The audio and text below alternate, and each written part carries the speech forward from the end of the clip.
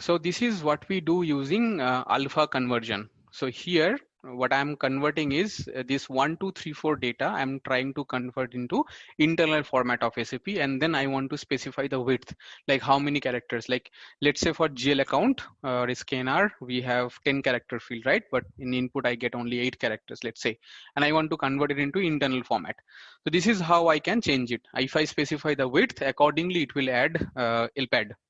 Okay, it will do L padding of that type of data that we want to have. Okay, like this we can, if you write this text, you will see here, let's say your data is coming like this. Okay, for next we go to concatenation. This chaining of, this is basically a chaining operator, concatenates operates two operands in a string expression as a character string. Okay, so this is, you have like data type string value hello, and I want to concatenate few things to it. So here I am concatenating a space using this syntax and world using this, and then I'm just appending one exclamatory mark using the piping statement. Okay, so the result looks like this. This is kind of a chaining operator. You can chain multiple, which is just a replacement of concat, basically you can say. Okay, and then piping, instead of this you can use piping as well. In piping what we can do is, you can, instead of this hardcore text, you can use direct variables as well. Okay, like the previous screen that I have shown. So here like this curly braces means there are certain variables which needs a processing. Okay, anything inside this curly braces you write will be considered as variables. Okay, and if it is considered as variables, you can give like concatenate multiple variables as well with a text, or you can concatenate multiple variables among them, or if you want to concatenate some slash or special markings, you can concatenate them using this piping operator. And then we have something called between. Here this between basically checks the condition between 1 to 5. If your target value or variable is between 1 to 5 or 1 to 6, or the conditions that you specify, if it falls within that range, it will be executed. Let's say if it is 1 to 5, like a workday flag, the day I executed, it was a work day, so it was 1 to 5, and then it got executed and it showed me it's X. So basically this entire assignment is also dynamic. I wanted to have something like this XSD bool. This basically it will assign XSD variable as X or space, and then it will work, just check the date and then assign the data based on between conditions. Okay, so this is how between operator works. And now we have OpenSQL commands and OpenSQL syntaxes, arithmetic and string concatenation. So these are all the examples that we'll be showing in the code. Okay, so that normal select, aggregation select is OpenSQL literal to check generic existences, arithmetic expressions, simple cases, search cases, all those search cases as once, collage and group by. So there are the need for this new syntaxes or these new options are whenever you are using a select query. S4HANA select queries are very powerful, and the logic that you can push down, or you can, the calculation that you can do on the database itself, and you get an aggregated data or a polished data. You should be pushing all those logic, all those possibilities into your select query itself. Okay, rather than taking the data out of the database and then you're performing some applications on top of it, like summing up those results or concatenating two fields. Okay, so if you want to perform, so these are all performances that we can already perform inside the select query along with the join conditions. Okay, so I'll just there are multiple examples available. I'll just go one by one.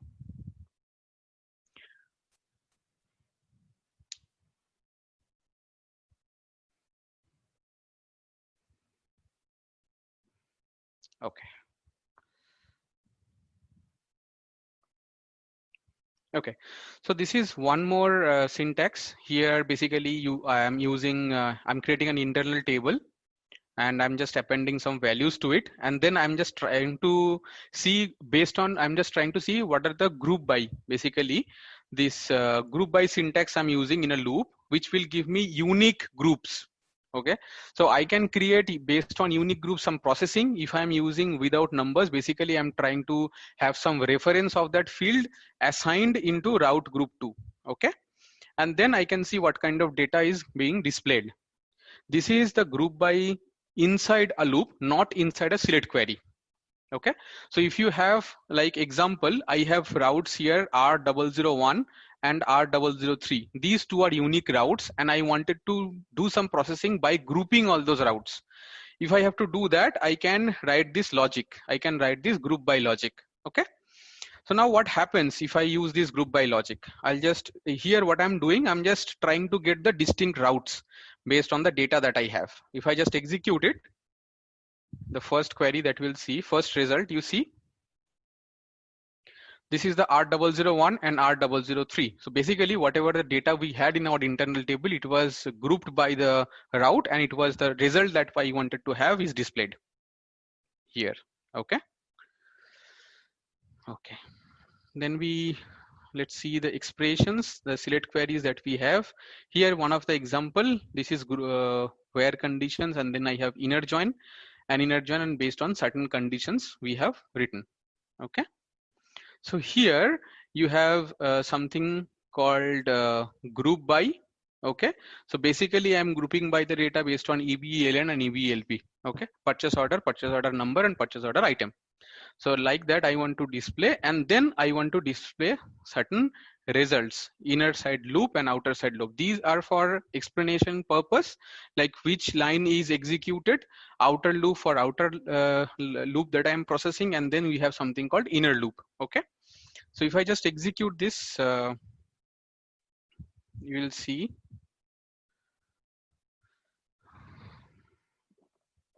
Okay. Sorry. Yes. Or basically your group by works. Okay, so in this you can group by based on certain conditions that you want to group your data, even in the internal table. So previously there was not a possibility of grouping your internal table data based on some requirements. Okay, this is a new syntax that we use to group by your internal table data as well. So there are certain syntaxes available for certain, like let, and then init, and then reduce, next, all those, and there are certain syntaxes for group by. Okay. Okay, so this is for old syntaxes, and then here you can use up to 5 rows. These are new tokens that we have in our query in the top 5 rows. But here that we just to show you that top 5 rows I have, or up to 5 rows I have taken, but you should be logical enough to expect some data from this query. Okay, so in that case you should be using order by and group by, so that you get a meaningful records all the time. Like your or data that you are retrieving has something meaning, that top distances or something, whatever you want to have. So make sure your select query is meaningful enough, and then you are using up to 5 rows, so that either it picks up top 5 rows or bottom 5 rows, or certain logic is there while you are retrieving 5 rows. Okay. Okay. So, okay, this is one case statement that we are showing inside our code. Here we are selecting char ID, con ID, and where country form. If the data in the database country form is space, then I am assigning NA. Okay. Otherwise, country form data will be displayed into one field called the country form. Okay, you can change the name of the fields that you are getting from the DB as well. You can use as operator and change it as you want to have it. Okay, like for listener table you have something called name1 and name2, and you want to concatenate name1 and name2 and give it a name saying that full name. Okay, that you can give as full name. You can use that syntax. Okay, and there are a couple of syntaxes which is called concat with space, concat. These syntaxes you can use directly inside your select query, so that you will get a concatenated records. Okay, so you don't have to basically perform all those concatenations in your code. So this is how your case statements works, because based on the data that you have on your database, you want to perform or push something like NA I have pushed here, right? If you want to do similar kind of processing, you can use it. This case statement. Okay. Okay. So I'll just explain you the new syntaxes. Here we have example of old syntaxes as well. Okay, old and new syntaxes versions, like append structure we are using here. Using value, I can append 100 space and 300 like this, like or 0 here. Like this is used to work in previous syntaxes. Here I'm just creating declaring the data here using this syntax, and then in the same syntax I'm assigning the values as well. Okay, so this is the extra example of value statement. If you are using data here and then you are not using this targeted value or direct type casting here, basically sometimes it says undefined parameters or we don't know what kind of type it is. If the based on this processing, the processing logic that you write inside value, if the type of the data is not able to be determined by SAP, they will give you some error saying that you are not able to understand what kind of data type it has to have. So in that case, you have to just explicitly assign the data type also, like we have assigned this table type. Okay. So here some of the functions, square root, we have explained. We are doing some square root and we are storing the data. Okay, similarly that this one we have already explained, like conversion, explicit conversion. So if you want to do some type conversion on a specific type that you can mention here, and it will, this entire logic will be type converted as per the conversion logic you have mentioned. Okay, so let's see. Okay, this is one more conversion here, like condition condition we are using conf. So condition is string, then we have this conversion logic working here. So basically we are trying to convert a data type based on a particular type, and then I want to validate some logic.